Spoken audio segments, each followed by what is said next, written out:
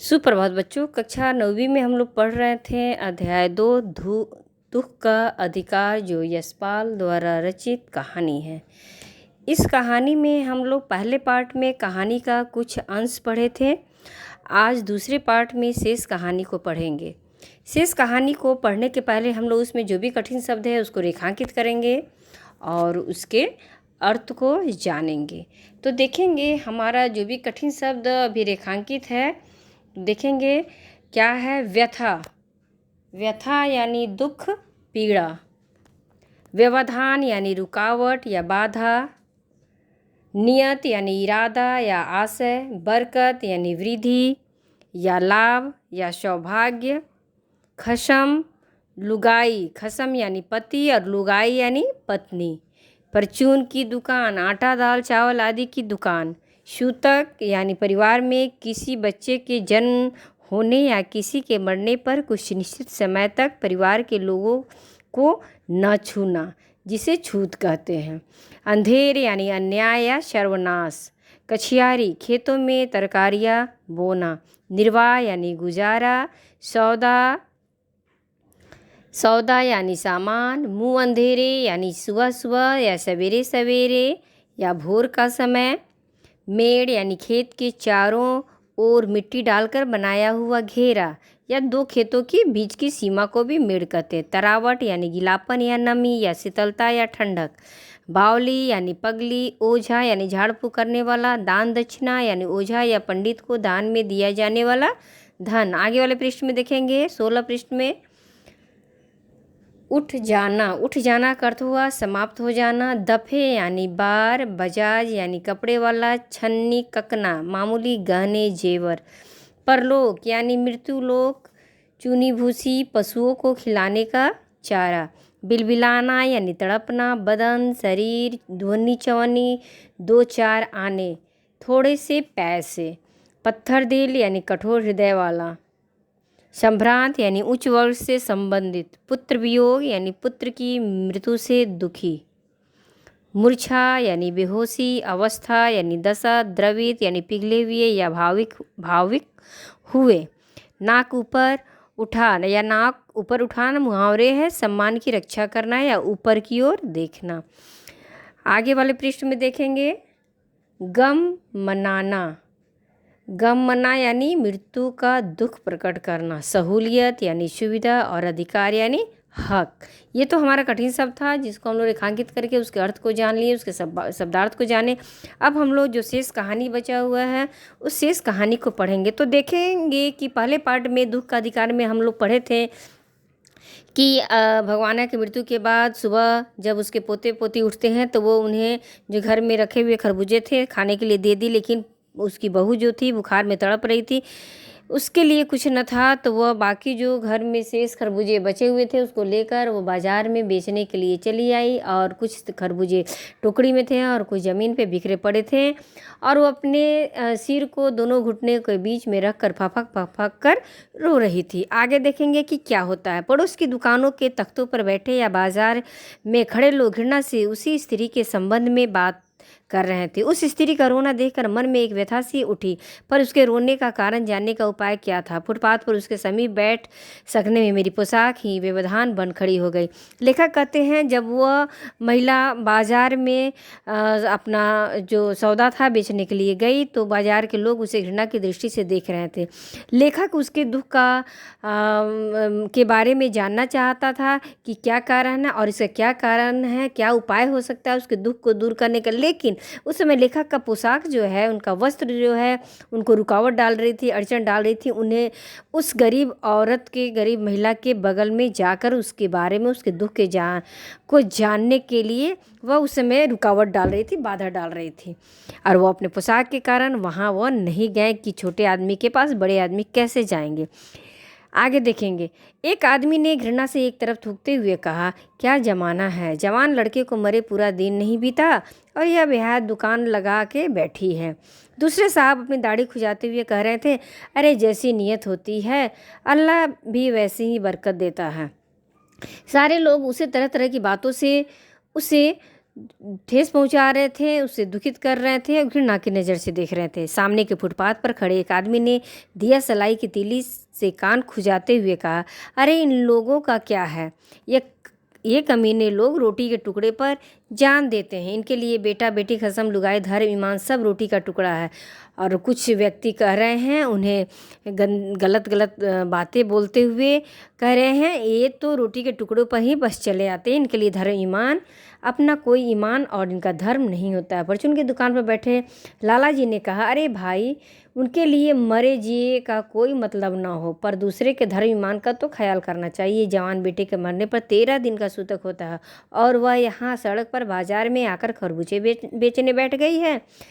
जितने मुँह उतनी बातें हो रही थी, तरह तरह की बातों से उस महिला को घृणित नज़र से सारे बाजार के लोग देख रहे थे। हजार आदमी आते जाते हैं, कोई क्या जानता है कि इसके घर में सूतक है। कोई इसके खरबूजे खा ले तो उसका ईमान धर्म कैसे रहेगा? क्या अंधेर है?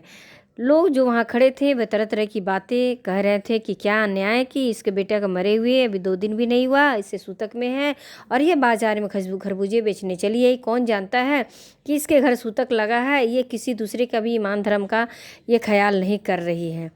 पास पड़ोस की दुकानों से पूछने पर पता लगा कि उसका 23 बरस का जवान लड़का था। घर में उसकी बहू और पोता पोती हैं। लड़का शहर के पास 1.5 बीघा भर जमीन में कचियारी करके परिवार का निर्वाह करता था। खरबूजों की डलिया बाजार में पहुंचाकर कभी लड़का स्वयं सौदे के पास बैठ जाता, कभी माँ बैठ जाती। लड़का परसों सुबह मुंह अंधेरे बेलों में से पके खरबूजे चुन रहा था।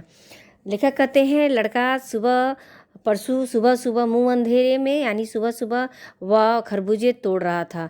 गीली मेड़ की तरावट में विश्राम करते हुए एक सांप पर लड़के का पैर पड़ गया। सांप ने लड़के को डस लिया और खरबूजे तोड़ते हुए क्या हुआ, गीले तड़ावट में, मिट्टी के तड़ावट में सांप विश्राम कर रहा था और उस लड़के का भगवाना का पैर उस सांप पर पड़ गया और सांप ने उसे डस लिया। लड़के की बुढ़िया माँ बावली होकर ओझा को बुला लाई। झाड़ना फूकना हुआ, नागदेव की पूजा हुई। पूजा के लिए दान दक्षिणा चाहिए। घर में जो कुछ आटा और अनाज था दान दक्षिणा में उठ गया। माँ बहू और बच्चे भगवाना से लिपट लिपट कर रोए, पर भगवाना जो एक दफ़े चुप हुआ तो फिर न बोला। सर्प के विष से उसका सब बदन काला पड़ गया। लाख उपाय करने के बाद भी घर में जो कुछ भी अनाज थे वह दान दक्षिणा में उसके चले गए जो झाड़ फूँक करने आए हुए थे। बच्चे और बहू भगवाना से लिपट लिपट कर रो रहे थे, लेकिन भगवाना का जो आँख बंद हुआ वह हमेशा के लिए बंद हो गया। सांप के काटने के कारण सांप के विष से भगवाना का पूरा शरीर काला पड़ गया था। जिंदा आदमी नंगा भी रह सकता है। कहते हैं ना कि जिंदा तो नंगा भी रह जाए, परंतु मुर्दे को नंगा कैसे विदा किया जाए। जो समाज की रीति आ रही है उस रीति के अनुसार मुर्दे को नंगा विदा नहीं किया जाता है। उसके लिए तो बजाज की दुकान से नया कपड़ा लाना ही होगा, चाहे उसके लिए माँ के हाथों की छन्नी ककना ही क्यों न बिक जाए। लेखक कहते हैं, जो संसार का जो समाज का नियम है उसके अनुसार चाहे व्यक्ति जिंदा रहे तो नंगा भी भले ही रह जाए, लेकिन मुर्दा होने के बाद चाहे जिस हालात में व्यक्ति हो, वो घर में कुछ खाने को भी नहीं हो, फिर भी जो भी बंधक रखना हो या बेचना हो बेचकर उसके लिए कफन तो लाना ही पड़ता है। भगवाना परलोक चला गया। घर में जो कुछ चुनी भूसी थी सो उसे विदा करने में चली गई। बाप नहीं रहा तो क्या, लड़के सुबह उठते ही भूख से बिलबिलाने लगे। जो कुछ भी घर में चुनी भूसी घर में खाने पीने के सामान थे वह भगवाना को बचाने और उसको विदा करने में सब खत्म हो गए। और बच्चे तो बच्चे हैं, सुबह उठते ही वे लोग भूख से बिलबिलाने लगे। दादी ने उन्हें खाने के लिए खरबूजे दे दिए, लेकिन बहू को क्या देती। बहू का बदन बुखार से तवे की तरह तप रहा था। अब बेटे के बिना बुढ़िया को धुवनी चवन्नी भी कौन उधार देता। बच्चों को तो बुढ़िया ने खाने के लिए खरबूजे जो घर में पड़े हुए थे दे दिए, पर बहू का शरीर बुखार से तप रहा था और बुढ़िया को देने वाला भी घर में आसपास में मोहल्ले में टोले में कोई नहीं था, क्योंकि अब तो उसके घर में कोई कमाने वाला भी नहीं था जो अगर वो बुढ़िया किसी से उधार लेती तो उसका उधार लौटा पाती। इस शंका से जो गांव और समाज के लोग थे उसे उधार देने से संकोच कर रहे थे। बुढ़िया रोते रोते और आंखें पोंछते पोंछते भगवाना के बटोरे हुए खरबूजे डलिया में समेटकर बाजार की ओर चली। और भी क्या और चारा भी क्या था। उसके घर में जो भी तोड़े हुए खरबूजे थे, बुढ़िया उसे अपने डलिए में समेट कर बाजार की ओर उसे बेचने के लिए चल दी, क्योंकि इसके अलावा तो और कोई दूसरा उपाय भी नहीं था अपनी बहू को बचाने के लिए। बुढ़िया खरबूजे बेचने का साहस करके आई थी, परंतु सिर पर चादर लपेटे, सिर को घुटने पर टिकाए हुए फफक फफक कर रो रही थी। क्या कर रही थी? वो तो बेचने के लिए आई थी खरबूजे, लेकिन वो साहस जुटा कर तो आई थी, पर वह फफक फफक कर एक चादर से अपने चेहरे को ढकी हुई रो रही थी। कल जिसका बेटा चल बसा, आज वह बाजार में सौदा बेचने चली आई। हाय रे पत्थर दिल। जितने लोग थे उतनी मुई बातें हो रही थी। उस पुत्र वियोगिनी के दुख का अंदाज़ा लगाने के लिए पिछले साल अपने पड़ोस के में पुत्र की मृत्यु से दुखी माता की बात सोचने लगा। वह संभ्रांत महिला पुत्र की मृत्यु के बाद 2.5 मास तक पलंग से उठ न सकी। लोग तरह तरह की बातें करने लगे। पिछले साल एक संभ्रांत महिला के पुत्र की भी मृत्यु हो गई थी, लेकिन उस पुत्र वियोगिनी माँ की दशा ऐसी हुई कि वो 2.5 मास तक पलंग से उठ न सकी। 15-15 मिनट पर उसे मूर्छे आते थे, और क्या होता है फिर उन्हें 15-15 मिनट बाद पुत्र वियोग से मूर्छा आ जाती थी, और मूर्छा न आने की अवस्था में आंखों से आंसू न रुक सकते थे। 2-2 डॉक्टर हरदम सिरहाने बैठे रहते थे, हरदम सिर पर बर्फ रखी जाती थी। शहर भर के लोगों के मन उस पुत्र शोक से द्रवित हो उठे थे। उस संभ्रांत महिला के पुत्र की मृत्यु के बाद 2.5 मास तक पलंग पर बैठी रही, और 2-2 डॉक्टर हमेशा सिरहाने में बैठे रहते थे। उस औरत की आंखों से आंसू नहीं सूखते थे, और सारे शहर के लोग का दिल जो है उस पुत्र शोक से दुखित, व्यथित और द्रवित हो चुका था। जब मन को सूझ का रास्ता नहीं मिलता तो बेचैनी से कदम तेज हो जाते हैं। उसी हालत में नाक ऊपर उठाए राह चलतों से ठोकरें खाता मैं चला जा रहा था। सोच रहा था, लेखक कहते हैं, कि वे इन सारे लोगों को बात सुनते हुए उनकी आगे कोई उन्हें रास्ता नहीं सूझ रहा था कि वो क्या करें।